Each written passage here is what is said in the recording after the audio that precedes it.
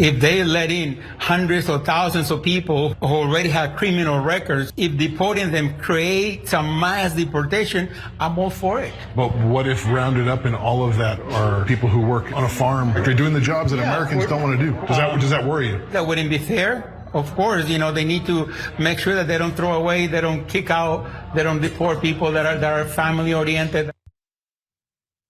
I like some of that sentiment at the end. The issue is that that's unfortunately not at all how it's going to go.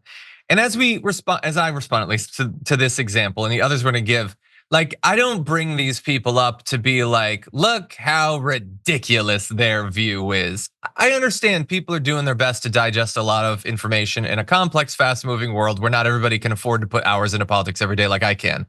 That said, I am fairly certain that Border Patrol is not going to like bust into this, like an apartment in Nashville where Garrison is, and kick down the door and then ask, "Are you a family man?" Like, that's not how it's gonna go. It's not that the bad ones get deported and the good ones get to stay.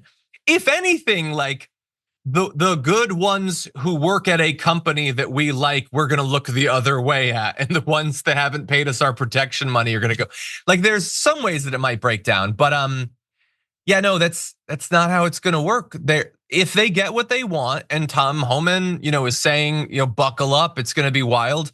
It's gonna be cops and soldiers in cities across America, rounding up people, putting them in Stephen Miller's camps at the border, and getting rid of them. And it's gonna be mostly migrants, probably some citizens, and maybe, kids born to birthright citizenship. Like, that's what they said they were going to do, okay?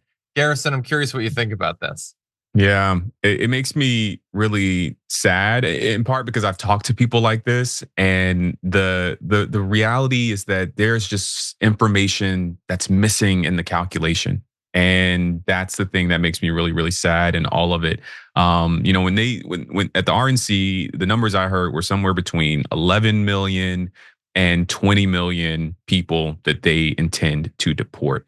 That is such an almost incomprehensible number. It's hard for us to wrap our minds around that number of people, which means that they're gonna end up snatching up some folks who don't deserve it, or even that word "deserve" is fraught. But folks who they don't maybe even intend, they're within their intent. They didn't intend to deport, and I feel bad for the communities that will be deeply impacted. We're talking about someone's caretaker. We're talking about someone's guardian. We're talking about people, children who will be left with nothing. And I wish that folks had had some of these realizations maybe a few weeks ago. Yeah, I wish as well. We've got some other examples of people perhaps not fully grasping what it is that they supported. Crunchy Rugger said, "I had a Trump voter say to me today, quote, he's not really gonna get rid of the ACA, right? My wife and I both have plans through it." Look, maybe he won't. It would be very unpopular. Maybe Mike Johnson will be smart enough to know that that's not a thing they wanna do. But that is a thing that Donald Trump has been trying to do for years and years at this point. And the Republicans have hated the ACA since before it was actually passed into law.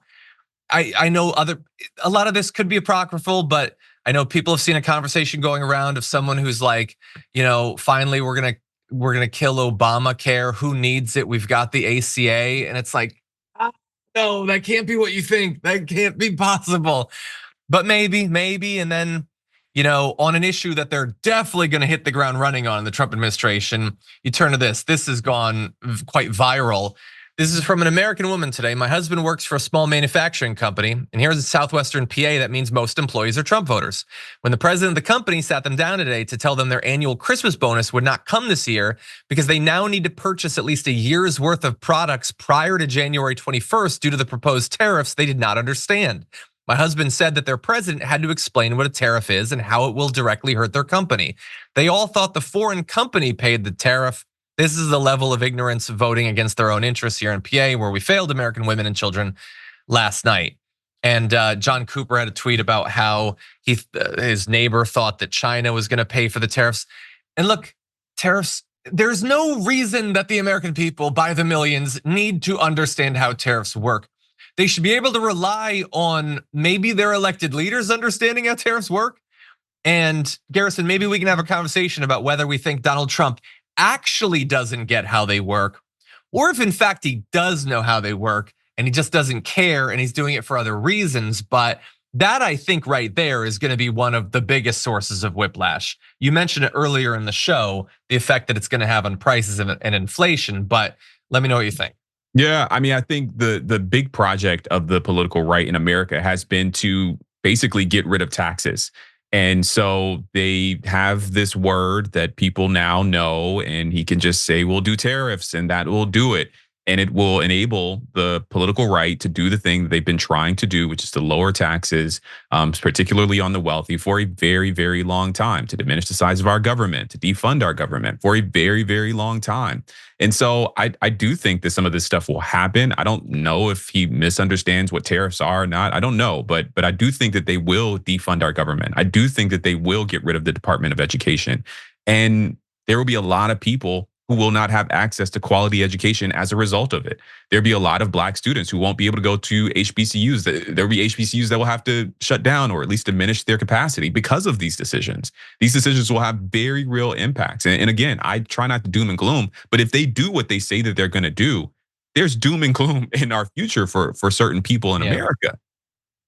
Yeah, I'm glad that you're talking about a mix of things. Some of them that he can largely do as head of the executive branch. Others likely would require legislation. There's some things that theoretically, assuming there is a filibuster, that the Democrats could stop. There's tricks still that might not stop, but there's definitely some things that he can just come right in and do. And yeah, I'm super worried about the effect it's going to have on education, the effect it's going to have on teachers and students, and like a lot.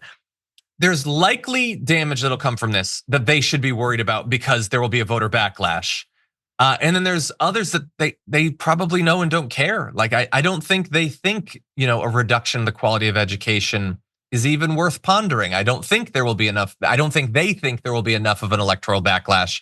And so I am very worried about that. We'll see. We'll see as people get educated. I want everyone to bear in mind, Donald Trump won in 2016 and they threw him out in 2020. Specifically because they did not like what he did. He did not deliver, okay? And a more organized, more driven Trump maybe will work, but maybe it'll just get us to the point of people being sick of this even faster. Stay tuned to find out.